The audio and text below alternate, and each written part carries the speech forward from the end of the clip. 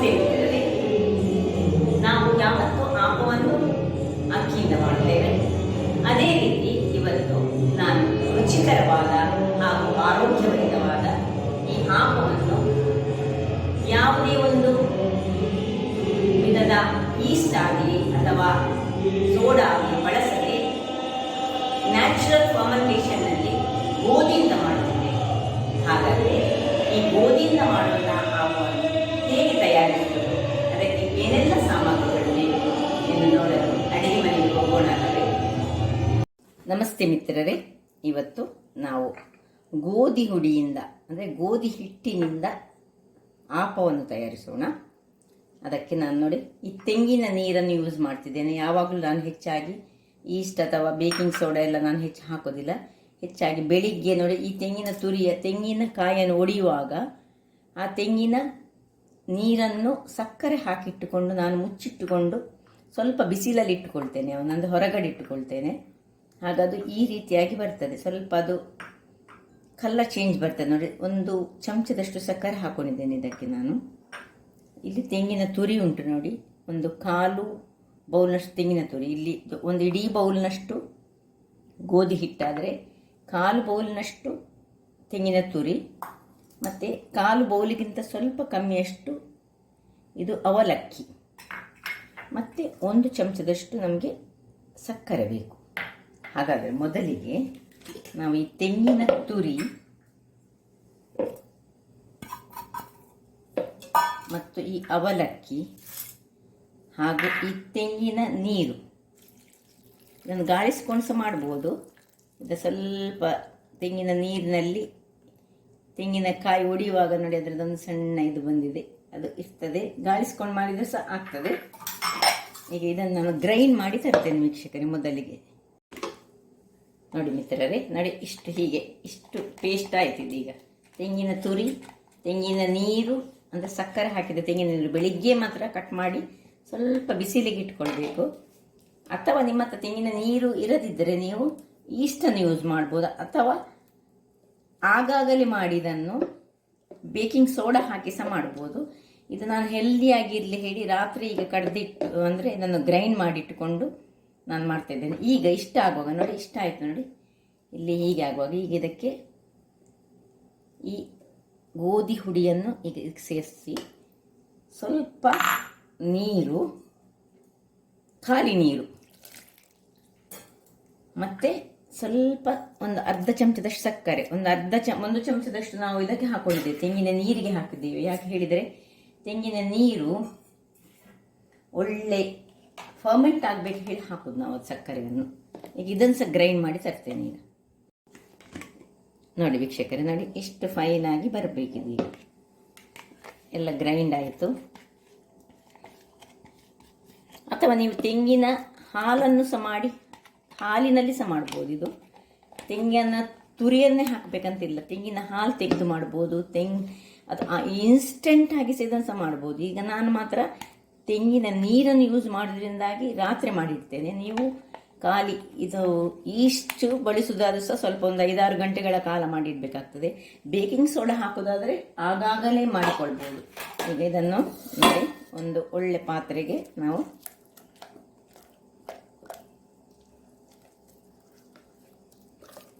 ಹಾಕೋಣ.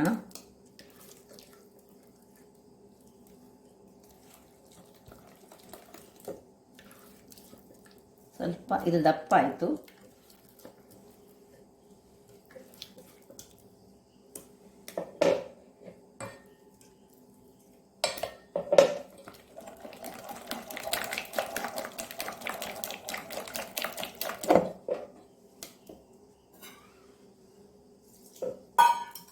ಈಗ ವೀಕ್ಷಕರೇ, ಮಿಕ್ಸಿಗೆ ಸ್ವಲ್ಪ ನೀರನ್ನು ಹಾಕೊಂಡು ನಾನು ನೋಡಿ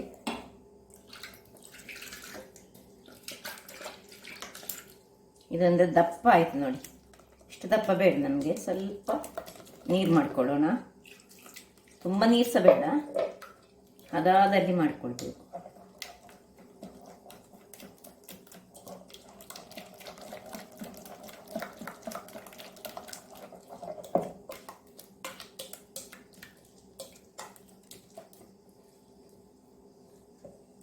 ನಿಮಗೆ ಹೆಚ್ಚು ಗೋಧಿ ಹುಡಿ ಯೂಸ್ ಮಾಡಿದರೆ ಹೆಚ್ಚು ಸಹ ಯೂಸ್ ಮಾಡಿಕೊಳ್ಬೋದು. ನೋಡಿ ಇಷ್ಟ ಆಯ್ತು ನೋಡಿ. ಇದನ್ನೀಗ ಫರ್ಮೆಂಟ್ ಆಗಲಿಕ್ಕೆ ಇಡುವ. ಮತ್ತು ನಾಳೆ ಬೆಳಿಗ್ಗೆ ನೋಡ್ಕೊಳ್ಳೋಣ. ಒಂದು ಮುಚ್ಚಳವನ್ನು ಮುಚ್ಚಿ ವೀಕ್ಷಕರೇ ಒಂದು ಸ್ವಲ್ಪ ಕಟ್ಟಿ ಇಟ್ಟು ಬಿಡೋಣ. ಇನ್ನು ನಾಳೆ ಬೆಳಿಗ್ಗೆ ಇದರದ್ದು ಆಪ ಹೊಯ್ಯೋಣ.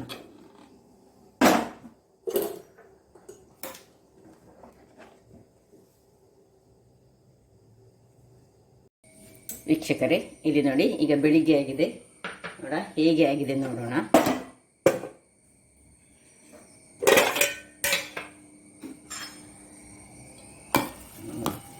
ಒಳ್ಳೆ ಉಬ್ಬಿ ಬಂದಿದೆ ನೋಡಿ. ಈ ರೀತಿಯಲ್ಲಿ ಇರಬೇಕು, ಸ್ವಲ್ಪ ಪೋರಿಂಗ್ ಕನ್ಸಿಸ್ಟೆನ್ಸಿಯಲ್ಲಿ ಹೀಗೆ ಬರಬೇಕು. ಇಲ್ಲಿ ನೋಡಿ, ಈ ತೆಂಗಿನ ನೀರು ನೋಡಿ ನಾನು ಹಾಕಿದೆ ಇದಕ್ಕೆ. ನೋಡಿ, ನಾನು ಇನ್ನೊಂದು ಸ್ವಲ್ಪ ತೆಂಗಿನ ನೀರನ್ನು ಹಾಗೆ ಇಟ್ಟಿದ್ದೇನೆ. ಹೇಗೆ ಆಗ್ತದೆ ನೋಡಿ ಅಂತ. ಇದೊಂದು ನಮ್ಮನೆ. ಇದಕ್ಕೆ ನಾನು ಸಕ್ಕರೆ ಹಾಕಿಟ್ಟದ್ದು, ತೆಂಗಿನ ಕಾಯಿ ಒಡೆದ ನೀರು, ಅಥವಾ ನೀವು ಎಳನೀರನ್ನು ಸಹ ಇದನ್ನು ಹೀಗೆ ಮಾಡ್ಬೋದು. ಇದಕ್ಕೆ ಸ್ವಲ್ಪ ಸಕ್ಕರೆ ಹಾಕಿಟ್ರೆ ಇದು ಒಂದು ನಮ್ಮನೆ ಟಾಡಿಯ ಹಾಗೆ ಆಗ್ತದೆ. ಇದು ನ್ಯಾಚುರಲ್ ಫರ್ಮೆಂಟೇಷನ್ ಮಾಡುವಂಥದ್ದು. ಸೊ ಇದನ್ನು ಯೂಸ್ ಮಾಡಿದರೆ ಬಹಳ ಉತ್ತಮ ಅಂತ ನನ್ನ ಭಾವನೆ. ನೋಡಿ ಹೇಗೆ ಬಂದಿದೆ ನೋಡಿ. ಈಗ ನೀವು ದೋಸೆ ನೋಡುವಾಗ ನಿಮಗೆ ಗೊತ್ತಾಗ್ತದೆ. ಈಗ ಈ ದೋಸೆ ಮಾಡುವ ಮೊದಲು ಇದಕ್ಕೆ ಬೇಕಾದ ಒಂದು ಸಿಂಪಲ್ ಚಟ್ನಿಯನ್ನು ಮಾಡೋಣ. ಇದಕ್ಕೆ ಸ್ವಲ್ಪ ಖಾರ ಚಟ್ನಿ ಒಳ್ಳೆ ಆಗ್ತದೆ. ಅಥವಾ ನೀವು ಇದನ್ನು ಕೋಳಿಯ ರಸದೊಂದಿಗೆ ತಿನ್ಬೋದು, ಅಥವಾ ಸ್ಟೂನೊಂದಿಗೆ ತಿನ್ಬೋದು, ಅಥವಾ ನೀವು ಚಟ್ನಿಯನ್ನು ಮಾಡಿ ಸಹ ತಿನ್ಬೋದು. ಈಗ ಇದಕ್ಕೊಂದು ಚಟ್ನಿ ಮಾಡ್ತಿದ್ದೇನೆ. ಇಲ್ಲಿ ನೋಡಿ, ಇದಕ್ಕೀಗ ಉಪ್ಪು ಹಾಕ್ಕೊಳ್ಳಿಕೊಂಡು ಮೊದಲೊಂದು ಉಪ್ಪು ಹಾಕೊಳ್ಳೋಣ. ಎಷ್ಟು ರುಚಿಗೆ ತಕ್ಕಷ್ಟು ಉಪ್ಪನ್ನು ಹಾಕ್ಕೊಂಡು ಕಲಡಿಸಿಟ್ಟುಕೊಳ್ತಿದ್ದೇನೆ ನಾನು. ಪಕ್ಕಕ್ಕೆ ಇಟ್ಟು ಈಗ ಚಟ್ನಿ ಮಾಡೋಣ. ನೋಡಿ, ಒಂದು ಮಿಕ್ಸಿಯಲ್ಲಿ ಸ್ವಲ್ಪ ಕೊತ್ತಂಬರಿ ಸೊಪ್ಪು, ನಾನಿವತ್ತು ಖಾರ ಚಟ್ನಿಯನ್ನು ಮಾಡ್ತಿದ್ದೇನೆ. ಕೊತ್ತಂಬರಿ ಸೊಪ್ಪನ್ನು ಯೂಸ್ ಮಾಡಿ ಸ್ವಲ್ಪ ಖಾರ ಚಟ್ನಿಯನ್ನು ಯೂಸ್ ಮಾಡ್ತಿದ್ದೇನೆ. ನೋಡಿ, ಒಂದು 1/4 ಬಂಡಲ್ನಷ್ಟು ಕೊತ್ತಂಬರಿ ಸೊಪ್ಪು. ನೋಡಿ, 2 ಈ ಬ್ಯಾಡಿಗೆ ಚಿಲ್ಲಿ, ಇದನ್ನು ಇದರಲ್ಲಿ ಹಾಕೊಳ್ಳೋಣ. ಕಟ್ ಮಾಡಿ ಹಾಕೋ, ಇಲ್ಲದಿದ್ದರೆ ಅದು ಹಸಿ ಚಿಲ್ಲಿಯನ್ನು ಹಾಕ್ತಿದ್ದೇವೆ ನಾವು. ಇನ್ನು ಒಂದು ಸ್ವಲ್ಪ ಹುಳಿ, ಮತ್ತು 2-3 ಬೆಳ್ಳುಳ್ಳಿಗಳು. ನೀವು ಇದಕ್ಕೆ ನೀರುಳ್ಳಿ ಸಹ ಹಾಕ್ಬೋದು. ನೀವು ಪ್ರಿಸರ್ವ್ ಮಾಡಿ ಇಡುವುದಾದರೆ ನೀರುಳ್ಳಿ ಹಾಕಬೇಡಿ. ಇಲ್ಲದಿದ್ದರೆ ಆಗಾಗಲೇ ಯೂಸ್ ಮಾಡೋದಾದರೆ ಒಂದು ಸಣ್ಣ ತುಂಡು ನೀರುಳ್ಳಿ ಹಾಕಿ ಒಳ್ಳೆಯದಾಗ್ತದೆ. ಇನ್ನು ಉಪ್ಪನ್ನು ಹಾಕಿ, ಸ್ವಲ್ಪ ಕಲ್ಲುಪ್ಪು ಹಾಕ್ತಿದ್ದೇನೆ ನಾನು.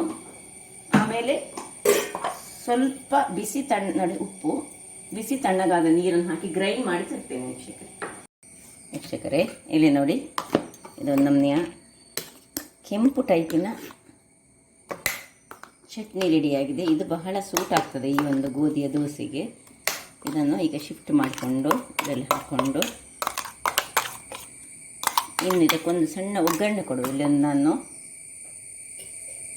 ಗ್ಯಾಸಲ್ಲಿ ಕೇವಲ 1 ಚಮಚ ಸಾಕು ಎಣ್ಣೆ, ಹೆಚ್ಚಿಗೆ ಏನು ಹಾಕ್ಕೊಳ್ಳಿಕ್ಕಿಲ್ಲ. ಖಾಲಿ ಎಣ್ಣೆ ಬಿಸಿಯಾಗುವಾಗ ಸಾಸಿವೆ ಮತ್ತು ಕರಿಬೇವು ಮತ್ತು 1 ಮೆಣಸು,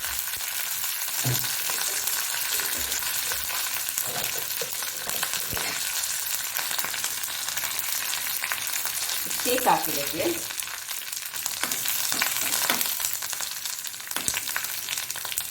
ಸಾಕು, ಆಫ್ ಮಾಡ್ಕೊಳ್ಳೋಣ. ಇದನ್ನು ನೋಡಿ ಶಿಫ್ಟ್ ಮಾಡೋದಕ್ಕೆ.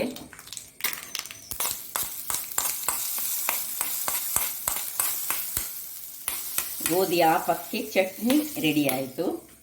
ಈಗ ಇಲ್ಲಿ ನೋಡಿ, ಒಂದು ಗ್ಯಾಸ್ ಸ್ಟವಲ್ಲಿ ನಾನು ಬೇಕಾದ ಒಂದು ಕಾವಲಿಯನ್ನು ಇಟ್ಟುಕೊಂಡಿದ್ದೇನೆ.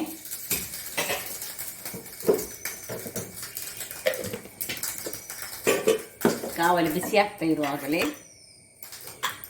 ವೀಕ್ಷಕರೇ, ಇಲ್ಲಿ ನೋಡಿ ಕಾವಲಿ ಬಿಸಿಯಾಗಿದೆ. ಈಗ ನೋಡಿ, ಇಲ್ಲಿ ನೋಡಿ, ಇದನ್ನು ಹೀಗೆ ಮಾಡಿ ನೋಡಿ ಹೇಗೆ ಗೋಧಿ ಹುಡಿಯ ಇದು ಒಳ್ಳೆ ಇದಾಗಿದೆ. ಈಗ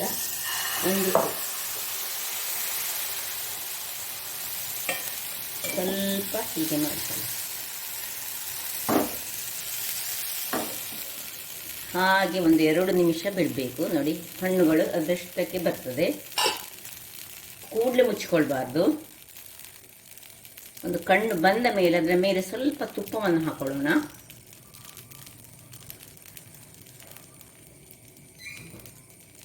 ಹೇಗೆ ಬಂತು ನೋಡಿ. ಗೋಧಿ ಹುಡಿ ಆದರೆ ಸಹ ಅದರಲ್ಲಿ ಈ ಫರ್ಮೆಂಟ್ ಆಗ್ತದಲ್ಲ, ಅದರಿಂದಾಗಿ ಕಣ್ಣುಗಳು ಚೆನ್ನಾಗಿ ಬರ್ತಾ ಉಂಟು ನೋಡಿ. ಈಗ ಸ್ವಲ್ಪ ತುಪ್ಪವನ್ನು ಇದರ ಮೇಲಕ್ಕೆ ಮತ್ತು ಸೈಡ್ಗಳಿಗೆ ಸ್ವಲ್ಪ ಹಾಕೊಳ್ಳೋಣ. ನಂತರ ಈಗ ನಾವು ಈ ಒಂದು ಮುಚ್ಚಳವನ್ನು ಮುಚ್ಚಿ ಸಣ್ಣ ಉರಿಯಲ್ಲಿ ನಾವು ಮಾಡಬೇಕು. ಇನ್ನೀಗ ಸಣ್ಣ ಉರಿ ಆಗಬೇಕು. ವೀಕ್ಷಕರೇ ನೋಡಿ ಹೇಗೆ ಬಂತು ನೋಡಿ ದೋಸೆ. ಇದನ್ನು ಬೇಕಿದ್ರೆ ನೀವು ಅಡಿಮೇಲೆ ಸಹ ಮಾಡ್ಬೋದು ಅಥವಾ ಹೀಗೆ ಸಹ ತೆಗೆದುಕೊಂಡು ನೋಡಿ ಹೀಗೆ ಚೆನ್ನಾಗಿ ಬಂತು ನೋಡಿ. ಹೀಗೆ ಇನ್ನೊಂದು ದೋಸೆಯನ್ನು ಹೊಯ್ಯೋಣ.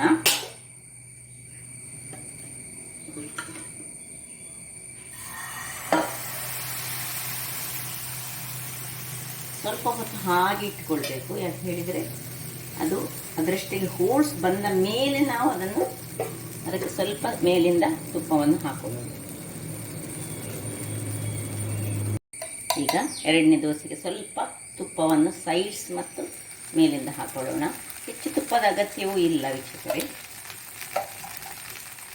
ಇನ್ನು ಮುಚ್ಚಳವನ್ನು ಮುಚ್ಚಿ 2 ನಿಮಿಷ ಬೇಯಿಸಿಕೊಳ್ಳೋದು. ನೋಡಿ ವೀಕ್ಷಕರೇ 2ನೇ ದೋಸೆ ಸಹ ರೆಡಿಯಾಗಿದೆ. ನಮ್ಮ ಚಟ್ನಿ ಸಹ ರೆಡಿಯಾಗಿ ಉಂಟು. ಈಗ ನೋಡಿದ್ರಲ್ಲ ವೀಕ್ಷಕರೇ ಎಷ್ಟು ಚೆನ್ನಾಗಿ ಬಂದಿದೆ ನೋಡಿ. ಹೇಗೆ ಬಂದಿದೆ ನೋಡಿ. ಹೇಗೆ ಹೋಲ್ಸ್ ನೋಡಿ ಇದರದ್ದು. ಇದು ಕೆಳಗೆ ನೋಡಿ ಹೇಗೆ ಬಂತು. ಈಗ ಇದನ್ನು ನಾವು ಒಂದು ಸ್ಪೆಷಲ್ ಆದ ಈ ಕೊತ್ತಂಬರಿ ಚಟ್ನಿಯೊಂದಿಗೆ ಈ ಸುಂದರವಾದ ಆಪವನ್ನು, ಅಂದರೆ ಈ ಗೋಧಿ ಹುಡಿಯನ್ನೆಲ್ಲರೂ ಹೇಳ್ತಾರೆ ಗ್ಲುಟನ್ನಿಂದ ತುಂಬಿದಂತಹದಂತ, ಅಂದರೆ ಅಂಟಿರುವಂತಹ ವಸ್ತು ಯಾವಾಗಲೂ ಅದು ಗ್ಲುಟನ್ ಅಂತ ಹೇಳೋದು. ಆದರೆ ಹಿಂದಿನ ಕಾಲದಲ್ಲೂ ಆಯುರ್ವೇದದಲ್ಲಿ ಉಂಟು ಈ ಗೋಧಿ ಹುಡಿ ಬಹಳ ಉತ್ತಮ ಅಂತ, ಅದು ತಂಪಾದದ್ದು ಅಂತೇಳಿ ಹೇಳ. ಆದರೆ ಈಗ ಈ ಗ್ರೀನ್ ರೆವಲ್ಯೂಷನ್ ಆದಮೇಲೆ ಈ ಗೋಧಿಯ ಕಲ್ಟಿವೇಷನನ್ನು ಸ್ವಲ್ಪ ಚೇಂಜಸ್ ಮಾಡಿದರು. ಅದರ ಬೀಜಗಳಿಗೆ ಅದರ ಏನೋ ಒಂದು ಸೈಂಟಿಫಿಕ್ ಮೆಥಡಲ್ಲಿ ಅದರ ಚೇಂಜಸ್ ಮಾಡಿದ ಕಾರಣ ಈ ಗೋಧಿಯಲ್ಲಿ ಹಿಂದಿನ ಕಾಲದಲ್ಲಿರುವಂತಹ ಒಳ್ಳೆಯ ಅಂಶಗಳು ಇಲ್ಲ ಅಂತ ಹೇಳ್ತಾರೆ. ಹಾಗಾದರೆ ನೋಡಿದ್ರಲ್ಲ, ಇದಕ್ಕೆ ಈ ಚಟ್ನಿ ಕಾಂಬಿನೇಷನ್ಸ್ ಆಗ್ತದೆ ಅಥವಾ ಕೋಳಿಯ ರಸ ಆಗ್ತದೆ ಅಥವಾ ಸ್ಟೂ ಏನೂ ಆಗ್ತದೆ.